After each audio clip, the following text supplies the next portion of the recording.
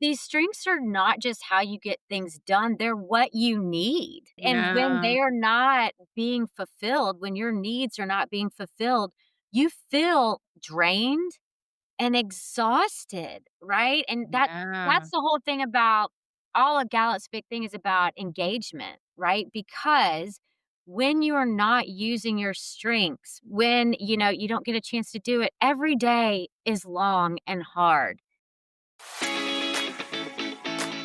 Welcome to Settling is Bullshit, a sweary podcast about claiming your joy. If you are an adult human craving healthier boundaries, a greater sense of purpose, or an increased capacity to feel at ease in your own skin, then you are in the right place, my friend. I'm your host, Kate Blauk, and I'm here to offer you practical tools and playful encouragement to help you step forward and be your most awesome self. My hope is that each episode will leave you feeling a bit more empowered to make brave choices and claim your joy. Hello, friend. Today's guest is Lee Peterson, who, among other things that she's going to tell you about, is a Gallup Clifton Strengths coach. Lee and I met in 2023 when we were both going through a 9-month training on positive psychology. And I wanted to bring her in to talk to you about your strengths and what it means to really lean into the shit that you are naturally good at. Now, Lee works within the Gallup Clifton Strengths specific framework, which is a very scientifically tested and validated and researched and complicated matrices of things approach to understanding your specific strengths. It does cost some money. I recommend it. But if you just want to get a taste of what it looks like, I recommend going to the website, settlingisbullshit.com, or using the link in the show notes to look at the actual post, because I'm going to post visuals of what my personal strengths profile looks like so that you can see what we're talking about, because we do get into the details. However, I'm also including a link to the VIA character strengths test, which is free. And you can listen to this episode using the Gallup strengths specifically, or just really thinking about it in terms of like, what are you naturally good at? What are your inherent strengths as a human, as the beautiful, unique, wonderful human that you are? And we're really talking about how to leverage those to live a more thriving and flourishing and wonderful life. Something else you're going to hear me talking about in the episode is the Enneagram, which is my favorite tool for understanding who and how we are in the world. I am a certified Enneagram coach, and pretty soon you're going to hear me talking more about it. And I'm going to have some offerings on my coaching website and a sweet, sweet deal for you if you want to get into the Enneagram with me. So I just wanted to offer just a little bit of a heads up and some context for some of the things we're talking about and the ways that we're talking about them. You'll hear that Lee kind of blows my mind in this episode with just how valuable it can be to recognize that we each have unique strengths and we don't have to be good at everything. That's the piece that really blows my mind, is that she really advocates that we don't have to be good at everything. I love that idea. I think I talk about that idea around here, but it's great to hear somebody else remind me. So if at some point in one of your jobs you took the Clifton Strengths test, it might be useful to pull that out. One thing to note is that your strengths don't really change, or at least they're not supposed to. So even if you took it like 5 years ago, it's still valid. Your top 5 are probably still going to be the same. And if you haven't taken it, like, that's okay too. You can either pop over and take the VIA character strengths test that I link to in the show notes, or just, absorb and think about, like, what are the times in your life that you are naturally thriving, and what are the traits and talents that you bring to the table? Because you do. We all bring beautiful things to the table. So I think that's all of the context that I really need to offer, and I hope that you enjoy this conversation with Lee.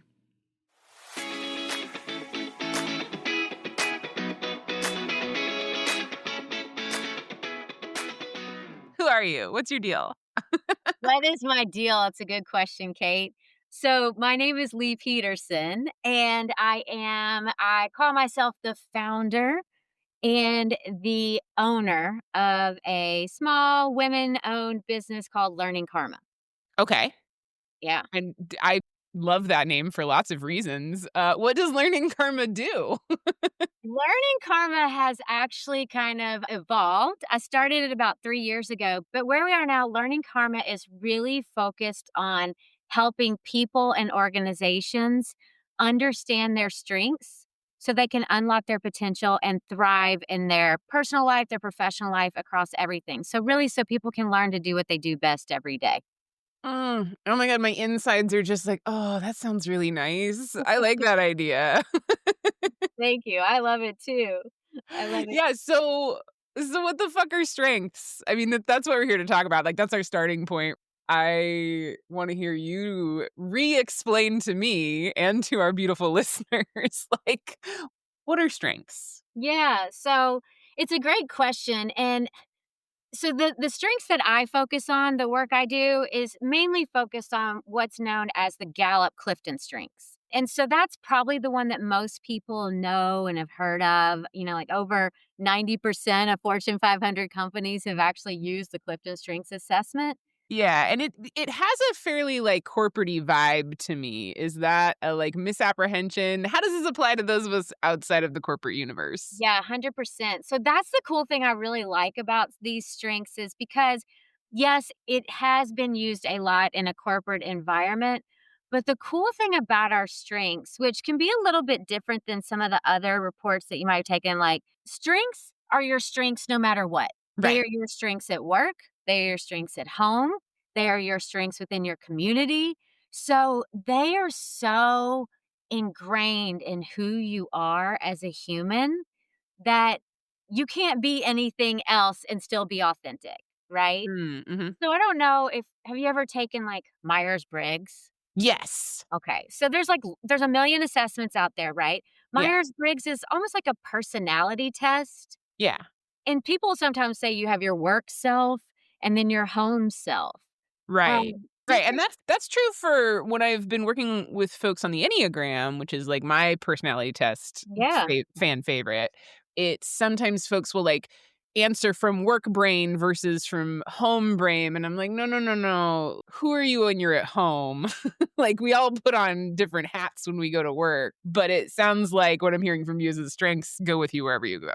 They do because they're what make you successful, right? I mean, strengths are so you asked me what are strengths, okay? So strengths are those things, they're your natural talents, your innate talents that no one ever taught you how to do, Mhm. right? You're just kind of born with these things. And when you step back and take a look, maybe, and you think about times when you were successful and you look and you ask yourself, what made me successful? Like, what did I just do to make that happen? Right? Yeah. Well, what you're looking at are probably your strengths, your talents. And so these are these things that are so innate, we don't even recognize them as talents a lot. We go, "Oh, Yeah. that's just me. That's just what I do." Like, "I'm just a badass communicator. That's who I am." Or, like, "I just see things in these patterns. That's just who I am." But they're actually talents. And Yeah. so that's what's so cool is when you start to recognize them and how to use them and apply them, they go just from talents to being like your actual strengths that you can always tap into, right? To be successful. Yeah, I'm thinking about so my on the Gallup strengths test, my top strength is learner, and I'm like, "What are you like, yeah, I just like learning shit. What are you talking about? Like, duh." Yeah. And so I'm so interested in this idea of like leveraging our strengths or like leaning into or identifying and like appreciating them as strengths. Right. Cause I know for me, I have this tendency to like, oh, well, the stuff that's like easy for me is obviously not that hard. So it's not that big a deal. Like that's one of my internal programming is like, if it's not hard for me, then it's like not a big deal. And I'm currently in a moment of, like, working through how that doesn't serve me all that well, and I think this conversation is a part of that, right? Of, like, what if I were to say, "Oh, the things that I'm just good at and are easy to me aren't easy for everybody else, and maybe that's what makes me special." Kate, you're dead on. That is what makes you special, right? And Yeah. and that's why when I work with people, whether it's through coaching or groups or teams that I'm working with, we have everyone take an assessment, right? So Mhm. that you can see those things and you learn there's 1 through 34, and you take this assessment and you answer questions, and the assessment puts those talents in rank order for how they show up for you. Yeah. Okay. And so it is very unique to you because the odds of you having the same top five as Right. someone else in the same order are 1 in 34 million. That's a lot. Yeah. That's a lot, and that's one of you that has those unique talents in that order. And the way that your talents show up and how you use them is so unique to you, right? It's what the special thing you bring to the team. It's a special thing you bring to your relationships. It's the thing that makes you you. And Mhm. the goal is to help you, when you're like, that's just me. If it's easy, it's not hard, it's no big deal. But what what are your top five? My top 5 are well, okay, so if folks aren't familiar, the Gallup strengths are broken up into, like, 4 main categories: executing, influencing, relationship building, and strategic thinking. And my top 5 are all about strategic thinking and relationship building. I have learner as number 1, then intellection, empathy, input, and positivity are my top 5. Yeah, thanks for setting that up because you do have these different buckets of where these strengths land. And so, when you just think about your top five, my top five are completely different, right? Yeah, what And are your top 5? my top five are activator, strategic, I do have strategic, command, communication, and woo. Oh, And so, like, 4 of yours are in influencing, yeah? yes. So, Okay, you are a master influencer. but all of those things that you told me that your top 5, Huh. none of those things come easily for me because they're Yeah. not my natural talents, right? And so the thing about strengths is when we're able to work in what's called our strength zone, Uh-huh. when you're able to use what are those top 5 or top 10 on your report on a daily basis, you're gonna feel more energized. You're gonna get better quality work. You're gonna be more productive. You're gonna be more innovative and creative because you're doing work you love and that really fuels you rather than if I was sitting in there trying to be a learner, input, intellection, I would be drained every day. It would be really hard for me. The beauty of our strengths is what we call it naming them, understanding what they are, claiming them as our superpowers, whatever they may be that make us special, and then actually aiming them towards our goals. And so it's really important to be able to claim them, right? And that's Yeah. the starting point is understanding what they are and thinking about, God, how have these things made me successful? Or when I'm working in my best space and I'm doing what I love in the flow zone, whatever, totally engaged, what strengths am I using, right? Yeah. And It's thinking about that, right, I mean, this is a sweary podcast about claiming your joy, and there is an element of, like, when we are doing the shit that we are good at and that comes easy to us, it's joyful. And looking at mine, so I took all of this, like, well after grad school, but, like, getting my PhD was fucking hard, but, like, also it was, like, my favorite thing to be doing because I just got to be learning all the time and talking about ideas, and that's, like, my top 5 is that, and it really tracks well to me that, like, what I'm doing now is a form of education, sharing my message, really getting to connect with people through coaching and one-on-one work, and so it makes a lot of sense to me that given my strengths, where I have managed to find myself really brings me a lot of fucking joy. Yeah, I love to hear that, right? Because that's the goal for everybody Yeah. is to now the good news is most of us don't tend to gravitate towards things that are at the bottom of the list, right? For example, like, I think harmony is at the bottom of my list, Mhm. competition is at the bottom of my list. Yeah, competition is 34 for me. I'm looking at it right now. I'm like, I am like, fuck competition. If there's like If You're it like, "I'm becomes out." competitive, I'm out. Like, I don't wanna deal with this. It stresses me out. No, I know, like, an example for me the other day, I was, like, looking at everybody that looked like they're just thriving with their businesses and everything, and to me, I'm like, "Oh, peace out." Like, I give up, for a second. I was like, Mhm. because I don't wanna compete, right? I'm that influencing piece, I wanna connect, I wanna be able to, like, to do things together to influence things, but anyway, it was just kind of funny how we do tend to gravitate towards the things that we're good at naturally. So that's the good news, right? Sometimes we find ourselves in situations where we can't always use our strengths. If you hate doing things like an expense report, it can't say that you can use your strengths to get out of it and be like, that's not my jam. Don't care about details. But those are more skills and tasks, right? When we think about Mhm. our strengths, they're really how we get things done, how we work through others. And so, you have this strategic and this relationship building area. It was just how Yeah. you get things done, right?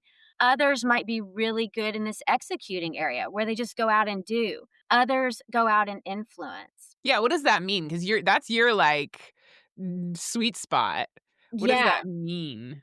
For influencing for me is really I like to get things done through others. I like to speak up for others. A lot of and I'm not tooting my own horn, right? But a lot of leaders have high influencing skills.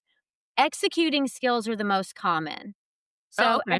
sorry, executing talents. Let's don't call them skills. Executing talents are the most common. I Yeah, see. and I have none of those in my top 10, which still Now, amuses me. Yeah. but, but that's a really good point, right? Because I don't want if people go out and they take this assessment and they look at it and they're like, "Oh, like, I see that I have no executing skills and my achiever's number 34." We tend to go to the bottom of the list first. Like, what don't we have? And that's the real reframing. That's the entire reason that Clifton strength-based development, and this movement to positive psychology exists. Yeah. Because Don Clifton, who's the founder, he started looking at this traditional approach of how we develop ourselves, and it was like, "Hey, go figure out what's wrong with you and fix it." Oh my god. That's yes! Yeah, That's we've all like been there, right? that's life. Isn't that that's like how we oh, But why? Why are we spending our time in that space of trying to be someone we're not? because perfectionism. Perfectionism? It's a strange expectation to have, Oh, right? it is. I'm not in favor of perfectionism, but I mean, I think that's it. It's like it's this idea that I'm not supposed to be bad at anything. Well, okay, so if you look at that, right? So the other thing about strengths is that you have to give up the idea that people need to be well-rounded. What? I know. Oh my god. Okay, you're I know. I know. I like where you're going with this, but it's also, like, blowing my mind a little bit. Like, what do you mean we're not supposed to be well-rounded? Right? Because we were all taught, "Hey, you need to be well-rounded, you need to do Yeah. this, you need to do that." But if you're really going to embrace a strength-based approach to how you learn and grow and unlock your potential, you gotta quit worrying about the things that you're not good at. So you don't have to be good at everything because you know what, Kate? Somebody else is good at that, and that's the beauty of partnering with people. When you know what you're strong in and the things that I don't like to even call them weaknesses, but the things that you're not so strong in, then you can go find someone to partner with. It's all about creating strong partnerships, yin and yang, right? Because you Mhm. can't do it all. If you try to be good at everything, you'll be great at nothing. Yeah. And Oh, it's scary, right? man. Because I mean, every time I say this to an audience, people are like, I don't know if I can do that, right? Like my parents told me to be well rounded. I've got to be well rounded. Well, and as an entrepreneur, right? As a solopreneur, it's real hard. There's this sense of like, no, but I gotta do all the shit. Yeah. Especially at the beginning when I'm like, I can't be paying everybody to do all the things. I gotta figure this shit out. Yeah. How's that working out for you? Sorta okay, not great, sometimes awesome.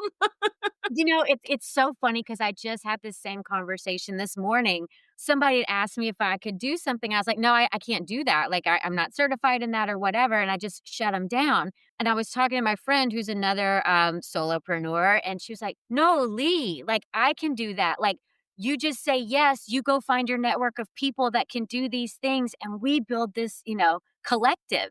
We can do Yeah. it together. We can't do it all alone." But she's like, "Lee, you have people that could do this and that for you. You have people could do those certifications." And so it's just kind of funny that you say that because I was kind of going against what I even preach, right? It's like you Well, can't be good at everything. yeah, and but I mean, that's the insidiousness of that idea, right? Yeah. Is that we're not really trained or encouraged to accept that we can't do everything. Yeah, it's true. And so, what I really like about it is that if you can come to grips with the mindset that we can't do everything, but we already have everything we need, Mm. then you open up so much more for greater collaboration and community and teamwork, which allows for more diversity of thought, more innovation. You get things done quicker, all these things. Yeah. Okay, so I wanna bring in so I know you're Clifton strengths. There's also, like, VIA strengths, Yep. which I know you and I have at least looked at, and, like, teamwork is so low for me on that sort of set of strengths. And so I'm curious, like, as someone for who, like, learning and intellection and, like, I like getting my little grubby hands on everything. If, like, that's my strength, I feel like I don't know, maybe this is an excuse, I'm like but there is this, like, part of me that's like, "Oh, no, I can learn how to do it." Like, I'm good at learning how to do shit. Okay, okay. So that is a super awesome point, and I'm glad you brought it up because you know what, Kate, you're right. You can learn to do whatever you want, and you should do whatever you want. I'm not telling you don't go out and try new things, don't Right. learn new skills because they don't like adhere to your top 10, top 5, top 10. But what I can tell you is that long-term success will probably be kinda hard to achieve in enjoyment if you don't have a natural talent in that area. So, for example, you could get it done. You Yeah. could absolutely get it done, but will you really enjoy it? And will you really put out quality work? And again, there's a difference between talent and skills. Okay. Right? Okay, because talent, again, are the how we do things. Skills are like things you can learn. You don't learn Right. your talents, they're innate. You can Okay. grow your talents, but a skill is So something that, like, when you have a resume, right, there's a difference between kinda like culture fit, what we're looking for, and like how people interact with one another. What kind of team player are you? How do you like to operate versus what skills do you bring? Are you an accountant? Are you a category manager in the work I used to do? Things like that, like a legal degree. Those are skills. Those okay. are learned skills. Right, and I'm never gonna, like, learn how to be good at competition. Like Exactly. yeah. Exactly. Yeah, like, I can learn how to fucking, like, build a website. I've done that, and it's hard, but I enjoy the challenge. But, like, if you put me in a website building competition, I'm gonna shrivel up and die and give Right. up before it even starts. Like Right. So yeah, yeah, exactly. So there is a difference between talent and skills. And the thing is, when we take our innate talents, like at you as a learner, yeah, number one, and then you add skills and experience to it, the work you've done as a teacher, as a coach, as right. a professional, and your experience, then you can really hone that learner talent into where you just sharpen it until it's almost like super precise and perfect to where you start executing things, they say, with consistent near perfect performance is when it's actually a strength. Okay. What the fuck would it look like to, um, have consistent near perfect performance at learning? I guess getting my goddamn PhD, eh?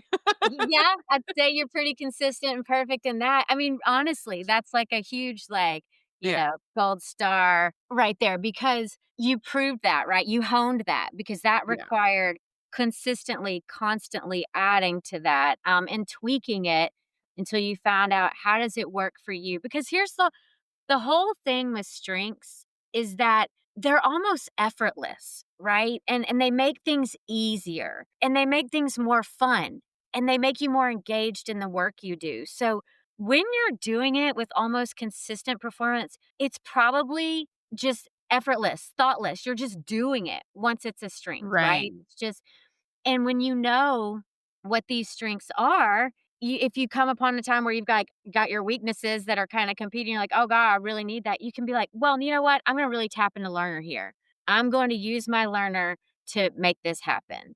Yeah. Right? Your What would strengths. that look like for you or for somebody with a different sort of top set of strengths? Yeah, I mean, for me, so like what I always tell people is try and find a way to use your strengths every day. Like you were just talking about in the work you do right now. Uh-huh. Just practicing them, right? So it's hard for me to answer that question about what it would look like. And I'll tell you why, because this is really important. There's so many different talents out there, right? Right. So many. So what Gallup had to do when they created this work, this group of talent and came up with this assessment is they had to bucket talents together. Okay. And so Right. instead of having hundreds, that would be too much for us to digest, they made 34. So for example, learner for you and how you answered it, it'll show up uniquely for you. Right. Whereas learner for someone else sitting next to you that could have the same number 1 learner could Mhm. be very different. Like the other day, we both have strategic, right? Yeah. The other day I was coaching a girl that had strategic and her strategic was nothing I'd ever seen before. I had never seen it show up like that. Hers was all around strategic communication. Okay. Mine is around strategic, like, planning and doing, you know? And so what perfection looks like to me would be different because of how that talent shows up for me. Does that make sense? Yeah. I mean, I think I'm wondering like, so if we're gonna kind of hone our talents, Mhm. I guess that's what I'm getting a little hung up on is like, okay, like I know how to hone skills, right? I practice shit and then I get better at it and then I know how to do it better and whatever. But I think I'm trying to wrap my head around it. Like, what does it mean to like hone my talents or like leverage them on a daily basis? What I tell people and a lot of people hate goals, right? But goals Yeah. really are important. In the corporate world where I come from, it's SMART goals and people cringe at it. They're like, "Oh god, SMART goals," because you do them and you leave them and you come back to them and you're judged on them at the end of the year. Did you meet your goals? They're like, "We haven't even talked about Right. And a SMART goal is what's that It's acronym stand for? specific, measurable, accountable, relevant, and time bound. It can mean Okay. different things. People Yeah, throw yeah. some different stuff in there, and they're all good things for a goal, but what I encourage people to do with their strengths is just find a way to use that, right? So I'm an activator. Yeah. So, as an activator, I like to get shit done. Like, I don't really wanna sit around and talk about it, and, I do love to brainstorm, but once an idea hits, I'm like, "Let's go. We'll fix it. It doesn't have to be perfect. I don't I does please don't make me be perfect. You will kill me if Yeah. we have to sit around and talk about making it perfect." And so for me, if I don't have a day where I have activated something, whether it's a blog or a conversation with someone or a video, like, I I feel kinda, ugh, like I didn't do Yeah. my duty. So every day I'm practicing that. Okay, Strategic, yeah. So it's like I like every day I am listening to a podcast. I'm listening like I am a voracious reader. And if I'm not reading something on a given day, I'm like, what the fuck did I do all day? Like what like if I don't feed that part of my soul. Cause to me it's like again, and that I think that actually really speaks to what you're talking about is that like it's just so innate to me. Like if I don't learn something on a given day, like I start to wither. yeah, you just said it feeds my soul. And so Yeah. these strengths are not just how you get things done, they're what you need. And when Yeah. they are not being fulfilled, when your needs are not being fulfilled, you feel drained and exhausted, right? And Yeah. that's the whole thing about all of Gallup's big thing is about engagement, right? Because when you're not using your strengths, when you don't get a chance to do it, every day is long and hard. Yeah. When I think about, like, the jobs that I've had that have just sucked the fucking life out of me, it's because, so my sort of top 2, broadly speaking, like, categories are, like, getting to learn shit and think about shit and connecting with people. Mm. And so in the jobs that I had where, like, I didn't really get to connect with people, I just would shrivel, or the shit that was, like easy to do and repetitive but kind of boring, I would shrivel because that just like wasn't letting me fuel those top parts of me that I guess I like this idea that our strengths are also what's the like I'm just, what's the metaphor I want here? But it like I don't know, they're what make us the unique little flowers that we are, and we need water. We got to water our plants. You have to. Well, I mean, I have a whole book about gardening for the soul, right? Because you Yeah. do have to nurture all of these parts of yourself. A lot of it's like if we aren't filling our bucket full of these things every day and it's just taking from it, it sucks your soul dry, like you were saying, like Yeah. literally. And we've all been there, right? I think we've all been in situations where we just haven't been able to work in our strength zone. And it's debilitating, might be kind of a strong of a word, but it really could Nah. be. I mean, that's the settling is bullshit stuff, right? For me, when I'm not getting to like do what I am actually good at, it's so soul sucking. Like that's what settling feels like. Is like, oh, I've got this like situation that's like paying the bills, but like I don't get to feel good at it. Yeah. You don't Um wake up and jump out of bed excited to start the day. And Or that's what, or you wake up and, like, dread the fucking day, yeah, yeah. like, in my ideal world for everybody in the universe, like, we'd all, like, wake up and be like, "Yay, I get to, like, do do stuff," but, a lot of us, well, not me right now, but a lot of y'all who might be listening have, like, jobs that you don't, like, jump out of bed about. Yeah, but can we talk about that a little bit? Because I think Yeah. that's something that comes up a lot of people like, "This sounds great, Lee, but shit, like, I can't go, I have a job to do, and I can't it's not all just, like, roses and unicorns. I actually, there's some stuff."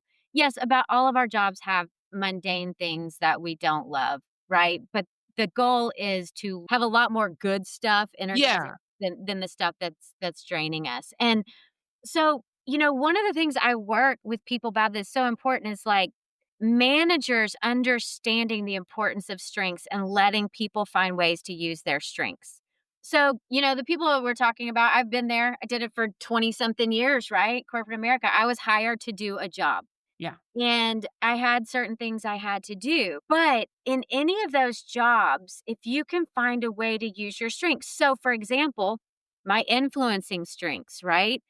I worked in a global role where I was trying to get people from all over the Americas in the learning and development regions to use our learning and development materials, right? I got to use my influencing every day. I got to talk to people. I got to use my woo, which is winning others over to get them to come along. And like, I was using that every day. But my manager asked me, what do I love to do? She gave me opportunities to do that. And Yeah. so if you have a manager that isn't asking, what lights you up? What do you love? Right? What really Mhm. gets you going every day? Maybe you could start the conversation with them and be Yeah. like, "Hey, there's some things that like I really love to do. Is there an opportunity for maybe to add some of those to my plate? Like I think this would be really helpful for the team."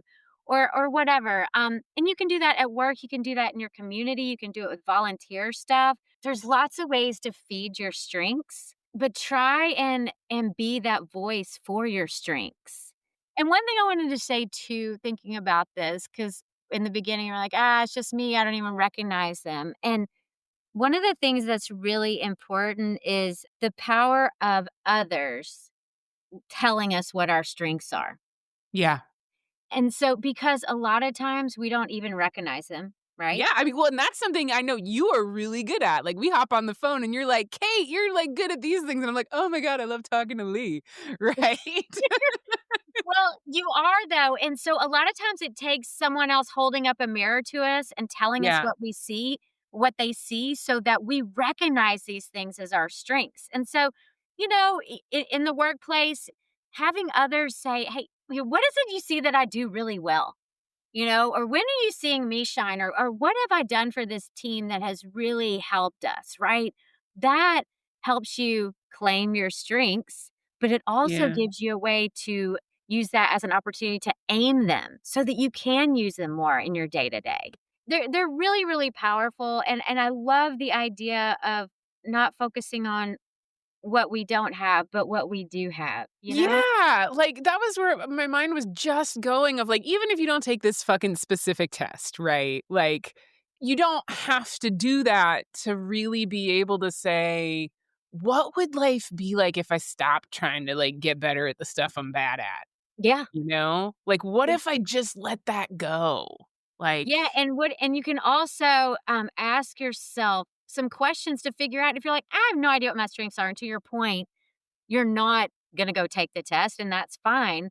But what do you do that naturally energizes you, right? What do Mhm. you do well? When have you done something and gone, "Oh, shit, how did I just do that?" Right? Like, when do these things happen? And, when do you actually show up with confidence and ease? And it feels good, right? You lose track Yeah, of time. What are those yeah, things? Those are your strengths. When you find what those things are, those are your strengths, and that's where you wanna go. 'Cause yeah, think about how you feel when you're in that zone, right? When you're doing the stuff you love. yeah. I'm thinking about that right now, like, teaching is that for me in a lot of ways, especially when I'm teaching about shit that I'm jazzed about. Like, I'm putting together some coaching packages around the Enneagram, which I love, and, like, oh my god, sharing that with people lights me up. But I'm also thinking about just in the context of this conversation, it's interesting because one of the things that I just absolutely adore and lights me up is improv comedy. However, that was really hard for me to get into, and it is often very stressful for me. And so it's interesting to me to think about it, like, and I'm looking at my this particular, like, set of strengths evaluation, right? I like doing improv. Like, I like being ridiculous with other adults and being playful and imaginative, right? So I guess in the, like, relationship building stuff and in the, like, imaginary or imagination land, but I really don't like performing. And maybe it's because the competition part, right? The, like, I'm trying to, like, impress somebody or whatever. Like, if that's 34 for me, no wonder I don't like performing. Yeah. Like, Yeah. it turns it into a competition, whether consciously or not, of, like, competing for audience attention or laughs or whatever the fuck you wanna call it. So that's interesting because I was kind of wanting to talk about where, like, fixed mindset and growth mindset come into all of this. And you already sort of partially answered that for me in that, like, yeah, we do have innate talents. We can learn to do stuff. And I think fixed and growth mindset tends to apply more to skills than what we're talking about here, but I'd love to hear kind of your thoughts on. Yeah. But I think a growth mindset is a really, really important mindset to have in anything you do, right? Yeah. And so, yeah, it is a little bit more tied to skills, but it's also when you have a growth mindset, it's not about the person, it's about the process, right? So Okay. it's not about you so much. And if you think about strengths, it's like it's kind of the process, how you get things done, what you need, not about you. It is about you specifically, but it's the how, the why. It's like the how you are hardwired to get things done. And I think if you just think about your strengths as the key to success, instead of saying, well, I can't do this because I don't have this talent, right? Right.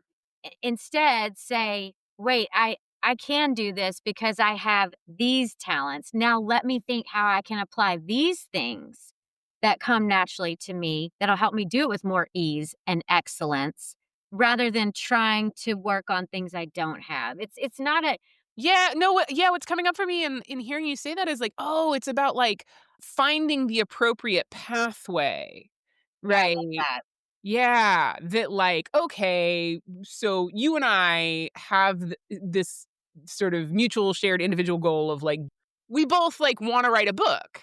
The way we go about doing that, like, fixed mindset would say, like, "Oh, some people can write books and some people can't write books, and I can't write a book."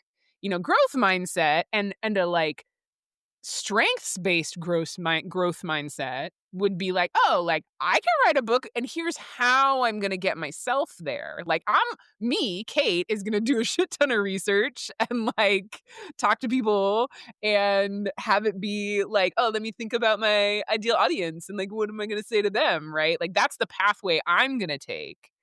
to writing a book that, like, really leverages my strengths.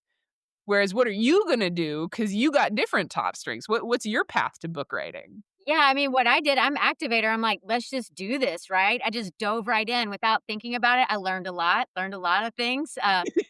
Don't design your book the way it's supposed to look before you even write the words that'll just fuck everything up. God, I overcomplicated the hell out of stuff. So it actually that's a really good point. So to finish my thought on that, I'm Yeah. gonna do it a little bit different. I'm gonna do my activator. I use my communication skills for writing and that. And I also use my strategic to think about how do I do this a little bit differently, right? Because I ended up doing like an interactive workbook that wasn't your typical, like, read it front to back cover kind Mhm. of thing. It was like, do the work because I'm an activator. So I do the work. I want you to do the work, right? Yeah, yeah, So some people don't want to do the work. That's fine. So we're going to go about it differently, but we're still going to be able to get it done, right? yeah. Everybody has a different path to development, but it needs to be your own path, right? Because if I Right. tried to use analytical, logical, deliberative to get my book done, I wouldn't have ever done it, right? Like, Yeah, like, if I had to use, like, focus and discipline, yeah, like, it just wouldn't, when you think about your strengths, okay, there's an activity I love to do, and I think this is a really good way. If you're ever in my workshop, you'll probably go through it, but just for fun on the thing, it's like, okay, I ask people to write this phrase. Grab a pen and write the phrase, I use my strengths every day. All right. And I go, ready, set, oh, wait. Now switch to your non dominant hand. oh. And everybody goes, oh, exactly like you. And they're like, ah. And I time them, right? I'm timing them how long it took and on the quality of their work. And I ask them to, put their pen down when they're finished. And then I go, okay, now let's do it again. And you can use your dominant hand, the one you're Mhm. used to writing with. And we have a conversation about all of this and this just goes to how you get things done. So yes, everybody was able to write, I use my strengths every day 3 times with their non-dominant hand, but it took fucking forever. Yeah. And it was total shit work. It was ridiculous, and they hated doing it. Everybody was just humming, "Oh, god." You just heard all these sighs, heads were down, like, miserable, right? Then when we switched to using our dominant hand, which comes easily and quality's great, took them seconds, literally seconds to get it done. The room went completely silent because everybody was in their flow state and doing what they came easily, and that's the importance of utilizing our strengths. When we can get in that zone, anything that we're doing, any of the hard work that we're trying to do and accomplish gets easier, right? We're not force fitting ourselves into something that we're not and coming out with half ass work or, that takes us forever to get done. Um, Yeah.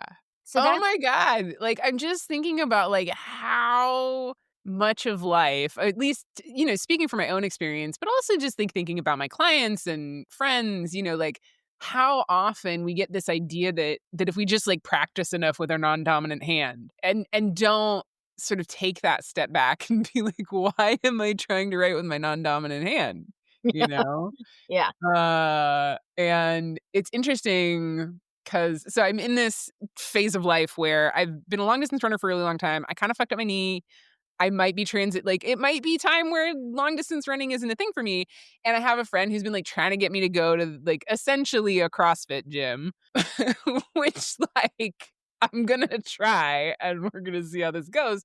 But I'm thinking about this and I'm like, oh, but actually, one of the like things I do know about this thing that I'm about to try doing is that it's about relationships, right? It's about this sense of like teamwork and people cheering for you and whatever.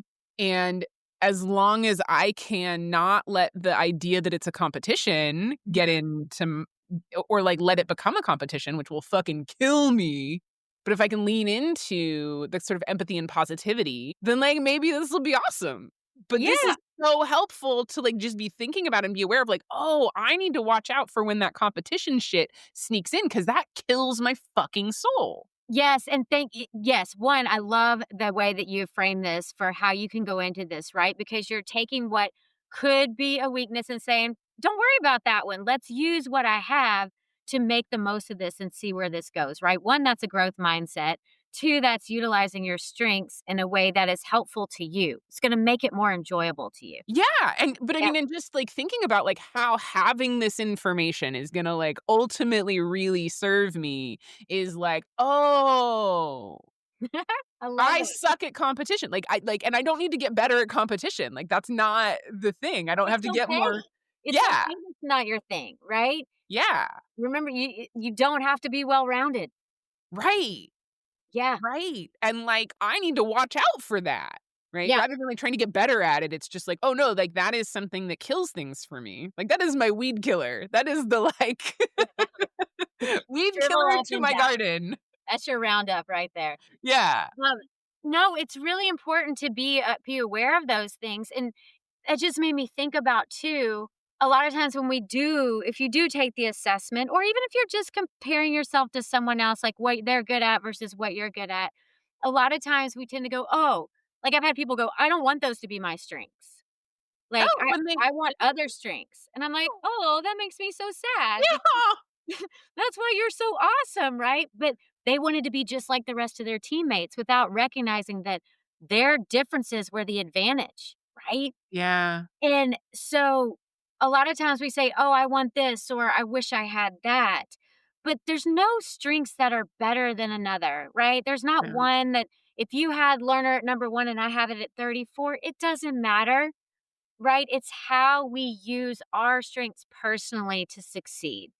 And it's up to us to do that, right? And just be genuinely who we are.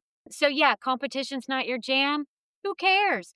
You've got these other things, this relationship building piece with your positivity, and you can use those things to your advantage to succeed in this Yeah. situation. Yeah, and I just think, like, to me, like, knowing what I'm really good at and knowing what, like, really doesn't fill my cup, right? Rather than saying I'm bad at it, but just that, like, is the opposite end of the spectrum for me. I'd rather not. Yeah, of just, like, I'd rather not, or, like, this is a real struggle for me. Helps me both, in this very specific example of building, oh, like, I need to be attentive to my mindset, because if I start getting into the competition mindset, like, it's gonna kill it, that'll be the joy killer, right? But also just, like, in whatever sort of circumstances I'm going into, I can say, like, okay, like, how can I make sure I'm getting to learn stuff here? How can I bring my empathy and positivity to this particular scenario? Even when it's, like, shit I don't really wanna do, right? Yeah. Like, but it needs doing. I mean, I don't know if I can, like, work that mind jujitsu on, like, getting my taxes done or whatever, but, like That's a tough one. That's a tough one. I'll give Yeah. everybody an out on taxes. Yeah, yeah, Um, yeah. yeah, no, I've Um, just gone through that too. But you're right. It's a great way to frame your mindset for success, right? Going, I've got everything I need to be successful here. Let me figure out how I'm going to aim that and make that happen. Like get me from point A to point B in a way that's enjoyable and that I like. yeah. Yeah. What do you mean when you say success? I mean, okay, this is going to sound totally generic, but I really think everybody's definition of success is a little bit different, right? Well, that's But why I asked you. What do you, Lee, mean mean by success? God, for me, for success is that this work that I'm doing to spread the word of like, you already have what you need, use these strengths. You're amazing as the person as you are. You don't have to be anyone different. And giving people the tools and the knowledge to take that and make their lives better. Mhm. If I have one person come to me and say, "Lee, you just made a huge difference in my life," that is success for me. I really want to help people understand and embrace this concept because it was the reason I got here. This is kind of late in the thing, I but know, I was just thinking, I was like, "Oh, wait, yeah, like, let's I mean, the let's get reason there." Like, I'm here today talking about strengths is because, you guys heard me mention a little bit. I was in corporate America and learning and development roles for like 20 years. And I was working with this company and I really had like my whole retirement planned with them, right? I was like, oh, I'll do this role, this role, this role. I loved it. I love what they did. It was like pets and chocolate, all kinds of great stuff. Y'all might figure out who it is. But anyway, after COVID, they had a restructuring and they got rid of all of the team I was on, like tons of people, this global team. And I was really bummed, right? And so I was like, "Okay, that was 2021." Well, then I went to go work for Twitter, the original Twitter, Mhm. and it was Back when it was awesome, right? Twitter. Yeah, when it was Twitter, it was awesome. It was like this village of people that truly cared about each other. It was phenomenal. I loved it. I had a great team I was working with, and, I got certified as a Gallup strengths coach when I was there because we were bringing Gallup strengths to the organization. It was when I had this aha moment because I'd heard about strengths, and you'd hear this and you'd be like, Yeah. "Okay, I took this assessment, blah, blah, blah," and like a lot of assessments, you take it, you get all pumped for a day or 2, and then you forget about it and move on. Right. Well, in this case, for some reason, it sparked in me. I was like, "Oh my god, this idea of focusing on what is right with you rather than what is wrong with you is all I've ever wanted in my life." Yeah, same, You and know? so we met in our, like, positive psychology training, and exactly, like, what if we did more of what is already good? Exactly, right? I mean, it just spoke to my soul, and so I was like, "Oh my gosh, I love this," and I was so excited sharing it with the organization. Well, and then, that's when Elon came in and decided to buy Twitter, and we all got laid off in the middle of the night, so that was my 2nd layoff in less than 2 years, and I was like, "Oh Mhm. my god, like, this is ridiculous," right? Like, and so I literally put my Gallup coaching hat on, and I asked Yeah. myself the same questions I would ask anybody I was coaching, and I said, "Lee, how can you do what you do best every day? What do you love? What are you good at?" And so it was that conversation with myself that led me to go, "Okay, like, you've got 20 years of experience in learning and development. You love communicating and connecting and influencing people, and you are passionate about this strength stuff, right?" And so I was like, "I'm gonna go out and do this on my own. Like, I'm gonna spread the word." And so that's how I started learning karma, which is all about when organizations invest in their people, they Yeah. get great results when they invest in their well-being and development. And when they don't, they see that turnover and, they see like the lack of retention and engagement and all these things. And so that's what I've been doing the last 3 years is spreading the gospel of strengths in positive psychology to help make the world a better place, and Yeah. I'm doing it because I've been there, and I know what it feels like when times are tough or your world gets turned upside down, and everybody goes through hard times, and when we have those strengths that we can fall on, we know that we can tap into those to get us out of that rut and get us unstuck quicker and really help us begin to thrive and flourish again. Yeah. I love hearing you talk about that and just thinking about how, like, you're using your experience and strengths to apply to, like, an organizational level. Like, here's how we, like, help people thrive and help an organization by helping the sort of people thrive. And for me, my work tends to center, like, really at the individual level and at the more kind of, like, personal journey and the, like, struggle with self-belief and self-doubt and all of that because, like, that's where I've been, like, I have lived that, and I know what it is like. And, yeah, like, it's so cool to get to do the things that we have experience with and that we're good at, you know? Like. Yeah.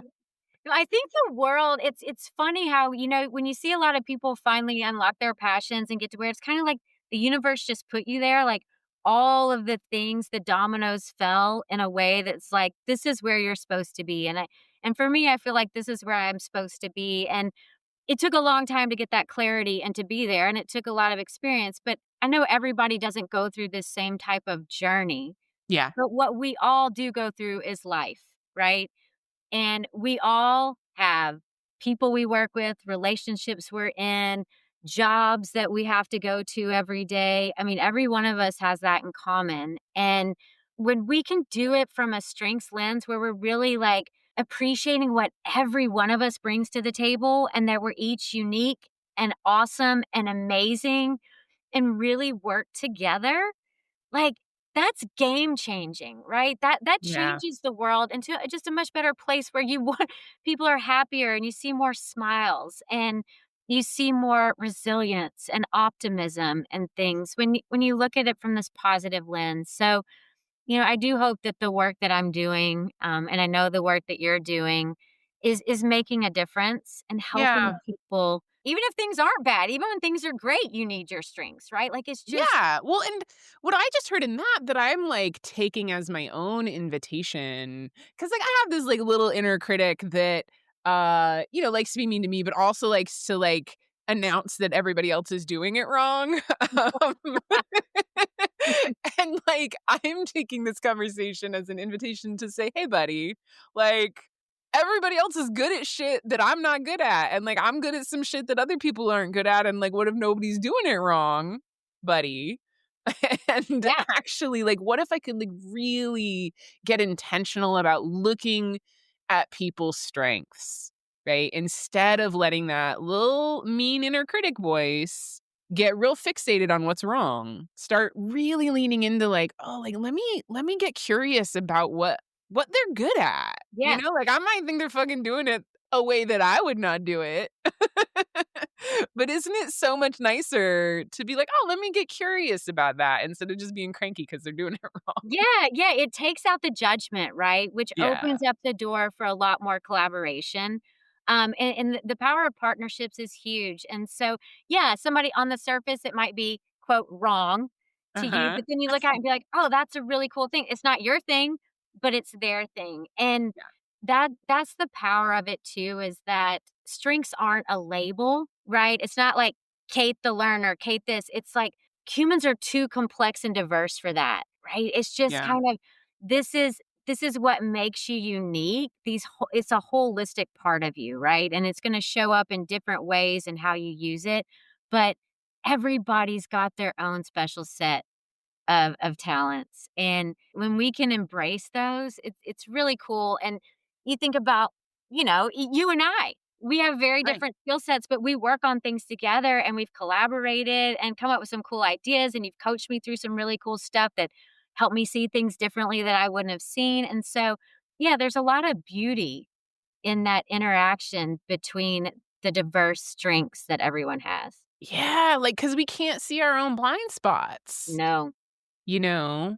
And it's so important to invite in a different perspective. It gives you that empathy, empathy is one of your strengths, and but if you understand someone's strengths, you understand why they do what they do. So Yeah. instead of going, "Oh my gosh, that was not smart. Why did they do that?" You go, "Oh, I know why she did that. It's because that's her activator, right? Yeah, yeah, yeah. It's He's not funny. trying to barrel roll through here and just tell us all what to do. Her activator's coming on a little strong." But it allows you, when you know that about others, it allows you to have those conversations, and you could be like, "Hey, Lee, could you maybe dial back the activator a little bit? I need Kate's, learner to step up to the plate," Yeah. you know? Um, so it's a way to have positive conversations instead of telling people, You're "Give me doing it less of wrong. that." Yeah, it's like, "Give me more of this," right? "I know this is Yeah. what you get. Let me see more of that." That's what we need right now. So, Yeah. Yeah. It's funny. Listening to you, I'm like, yeah, like that's why I find the Enneagram so juicy. But it's on this like empathy, like emotional level of like for me, like understanding someone's Enneagram number is like understanding their core motivations. And I'm like, oh, that's why you're showing up the way you are. And so I love that like this is just sort of another framework for self-understanding and understanding other people and getting along better. it is, and when it comes to, I know we've talked a little bit about the Enneagram stuff, and so I do like figuring out how they all work together because there's similarities in all of this. There's similarities in humans, right? And so I really think like the key takeaway of all of this is understanding ourselves and understanding and appreciating each other, right? And Yeah. what we all bring to the table. And if we take a little more time to dig into ourselves and who we are and really feel good about that, and then ask questions. Ask those curious questions about, what do you love? Who are you? What lights you up? Then you can help people find more opportunities for that. You can get Yeah. people excited about using their strengths, right? It's a much better place to be. People who use their strengths are happier. Yeah, well, and what I'm taking away, I wanna interject because, like, what I'm taking away is this idea of letting go of trying to do it all and trying to be, like, quote, unquote, "well-rounded." And I was thinking about, as you were talking, I had this sort of, like, image of, like, a little beehive, right? That we're all our own little, I want it to be 5 points, but in an actual beehive, it's 6. But we got our like top 6 strengths, right? And everybody's got their own little hexagons and like we all fit together. And that's what makes shit work instead of like all of us trying to be a 34 pointed polygon and that not clicking together because that seems like way too much shit. 100%, right? When I talk about this with organizations, exactly like you said, if we're all a hive, right? It's like everybody brings their own little hexagon of strengths. And while you're not well-rounded, the team needs to be. So if Yeah. everybody looked just like Kate, we wouldn't get a lot done, right? Like, it's not meaning we wouldn't get a lot done, but there wouldn't be a lot of innovation or diversity of thought, if everybody Well, and if there's no executing and, there'd like, be way too much, like, trying new things. Like, we would never be consistent right, because so I would get bored. Yeah. you need those executors and those influencers to come in and, like, fill in those gaps right there. And so, I mean, ultimately, it's about, like, we're all in this together, right? We need each Yeah. other. People need each other. So Yeah.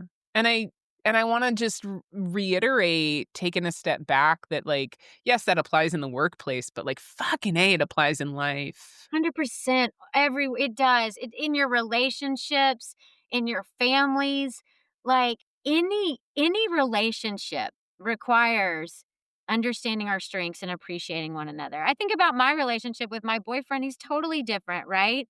Like it was kind of an aha moment for me. We recently moved in together and Uh-huh. like I was like moving stuff all around and he was like, "Ah!"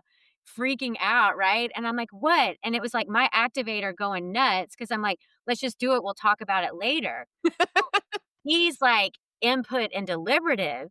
So to him, my activator looked like total chaos. Right. And his inaction to me looked like laziness and we just weren't getting anything done. But when we literally sat down and had the conversation and we do it from a strengths lens, because of course I'm a strengths Yeah, lens. I was like, "Did you make him take the test?" Like Oh yeah, he Yeah. took the test a long time ago. And so knowing that, I was like, Yeah. oh wait, here's what's happening. Right? And now we've learned how to manage those things, like, and have a conversation, and when I know my activator's coming on too heavy, I can back off and be like, "Let me appreciate how this is impacting him." Yeah. Right? And so, that's just an example of in a personal life. I've got a million examples in work life, Right. and so, yeah, it applies across the board, across the board. Yeah. Mm. Well, Lee, this has been a delight. Thank you, Kate. Thank you for having me. It's always a delight with you. Yeah, no, this is super great. And if other people want to get to experience your magical wonderfulness, where can they find you? Yes, so you can go to learningkarma.com. For individuals, I do individual coaching around strengths so I can really help you dig in and understand what all that is. But I also have a lot of stuff for organizations and teams that are looking to maybe bring strength based development to their organization. If you are someone on a team and you're like, we really need this, you Yeah. can reach out to me or you can just email me at lee@learningkarma.com. That's LEE at learningkarma.com. Oh, I guess I was like, duh, but then again, I see your name all the time as Yeah, opposed yeah, to me like pretty good. Leigh, right? Yeah, Like, yeah, yeah. no. Awesome. Favorite question to end with, Lee, what brings you joy? Oh my gosh, what brings me joy right now? Can I just tell you right now is it's springtime and Mm. I am absolutely loving seeing everything in bloom. I mean, it's been a long winter it feels like. And so right now my heart is full of joy when the other morning I was just driving it like the sun was coming up and all the stuff was in bloom and it was just absolutely wonderful and amazing. So I love the rebirth of spring. It brings me a lot of joy. And your dog brings me joy when I get to Well, see Charlie him. Brown brings me all kinds of joy. Yeah, he's a little cutie for sure. So, yeah, he has an Instagram too if anybody doesn't care about drinks and wants to follow Charlie Brown on the gram. Yes, that link will be included in the show notes because I don't know if I'm following Charlie Brown, but I need to. Yes, he is a cutie. Awesome. This has been such a treat, Lee. Thank you, Kate. Thank you for everything you do. Thank you so much for listening. If you enjoyed this episode, please help me grow the podcast by subscribing, leaving a review, and sharing it with anyone you think would benefit from hearing it too. Your support means the world to me. If you'd like to get updates about new episodes, posts, and offerings, please visit settlingisbullshit.com to subscribe to my newsletter.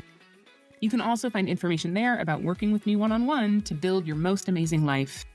Until next time, remember that I believe in you and that you are fucking awesome.